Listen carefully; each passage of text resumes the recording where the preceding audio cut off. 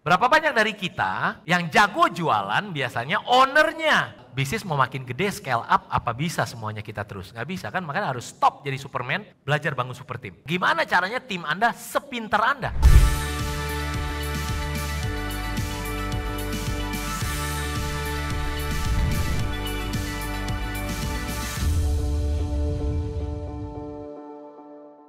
Berapa banyak dari kita yang jago jualan biasanya ownernya, biasanya, tidak selalu memang, biasanya ownernya.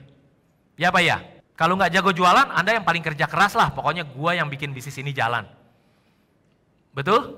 Pertanyaannya adalah bisnis mau makin gede, scale up, apa bisa semuanya kita terus? Nggak bisa kan, makanya harus stop jadi Superman, belajar bangun super team.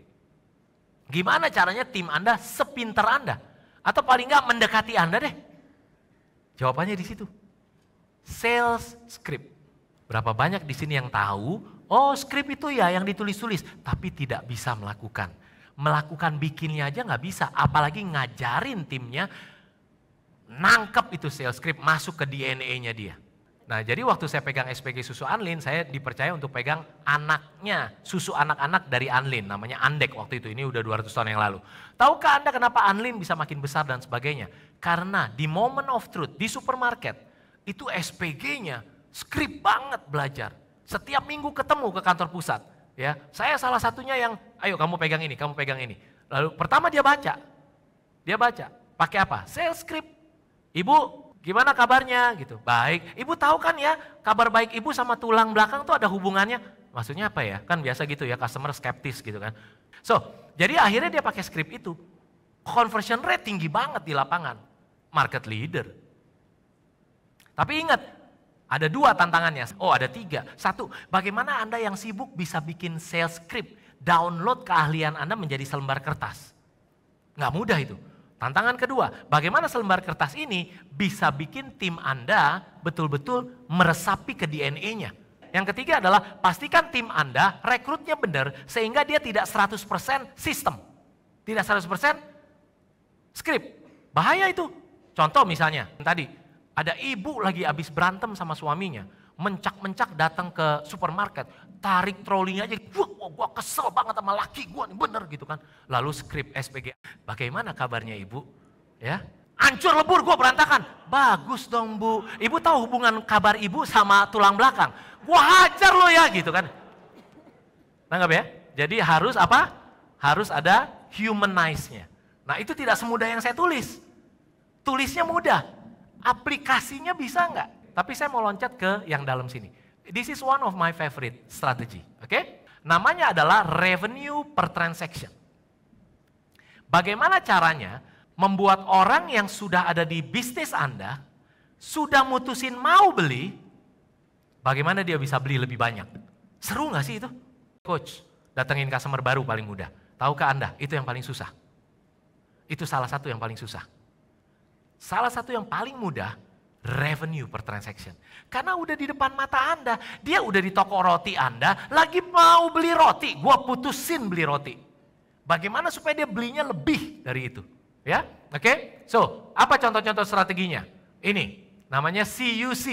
Kalau Anda tahu fast food, basically zaman dulu, kalau beli ayam, 1 dada mentok, 1 nasi, 1 minuman gitu kan?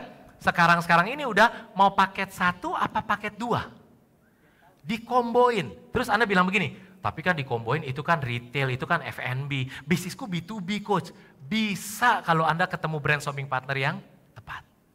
Oke? Anda bisa ketemu strateginya. Dikomboin. Terus apalagi? Upselling. Ya, berapa banyak dari Anda lihat fast food restoran yang basically mbak kasirnya dilatih luar biasa sampai skripnya masuk ke DNA-nya. Contohnya, mau paket berapa mbak? 1 atau 2? 1. Begitu 1 dikasih lihat, dia ngomong begini. Cuma 1 kalimat loh, dia ngomong begini. French fries-nya mau di upsize pak jadi large, cuma tambah 3.000. French fries-nya mau di upsize, lalu di belakang tanpa sadar ada gambar French fries yang melimpah ruah. Tulisannya large. Kira-kira 7 turunan kita nggak akan habis. Tanpa kita sadar kita bilang 3.000, ini kan paket 50, ini 3.000. Ya boleh deh mbak. Dia ambil ke belakang, dia ganti cuman sleeve-nya, tambahin sedikit, jadi 3.000, 4.000 nambah, ya nggak sih? Pertanyaannya adalah, Anda tahu nggak buat bisnis restoran itu sedunia, sehari tambahan untung berapa? Hitung ya, ini sebelum tahun 2000 datanya pernah saya lihat. Fast food restoran ini sehari itu 50 juta transaksi. Kaliin 3.000, 150 miliar. Ya nggak sih? Atau 150 triliun, berapa itu? 50 juta kali 3.000, 150 miliar. Sehari loh, cuman melatih timnya ngomong, french fries-nya mau di upsize, jadi large. Anda melatih tim Anda begitu nggak? Ada satu klien punya toko baju maksudnya kaos-kaos anak muda, toko gitu. Dia punya online, dia punya toko. Apa yang terjadi? Dia basically upselling.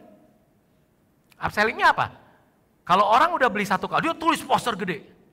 Kalau Anda beli satu kaos, Anda bisa saat itu lagi tren tas lempang di zaman anak SMA. Jadi dia tahu banget spesifiknya.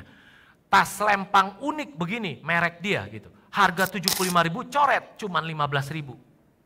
Tahu nggak Anda? Orang begitu ke kasir, terus dia taruh, Mbak nih beli satu kaos Mbak gitu. Terus, oh iya Pak. Mungkin skripnya dia lupa, tapi ada poster gede. Customer-nya nanya, Mbak ini kalau tas lempangnya gimana? Oh iya Bapak udah beli satu, bisa Pak 15.000. Boleh deh. Itu forecast dia buat setahun, habis seminggu. Coba bayangin dulu kalimat saya. Forecast buat setahun, habis seminggu. Happy nggak?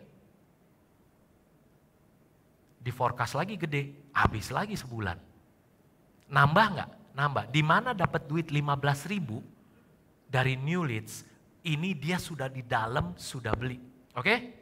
Ya, perhatikan, kita banyak lupa karena kita nggak ngelihat, kita nggak manage bisnis kita kayak gini. Kita pokoknya cari jualan, cari customer lebih banyak, ayo cari omset lebih banyak. Ini profitnya berapa? Jangan, itu birunya.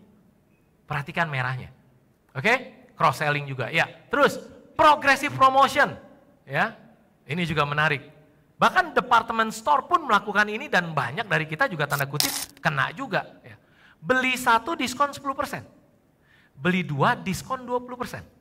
Beli 3, diskon 30%. Berapa banyak dari Anda yang berusaha membeli 3 supaya dapat 30%? Begitu Anda ke kasir, lalu kemudian kasirnya bilang apa? 3 ya Pak? Iya 3 nih. Pak, ini berarti 30%. Iya Pak, 30% untuk yang paling murah, 20% yang harga tengah, 10% untuk yang paling mahal. Gila lu, gue udah sejam nyari-nyari 3, ya udah deh. Nambah 3 nggak? Tentu harus ditulis, nggak boleh bohong. Marketing and sales tidak boleh bohong. Nangkap ya maksudnya ya? Berapa banyak dari kita nggak berpikir begitu, progressive promotion.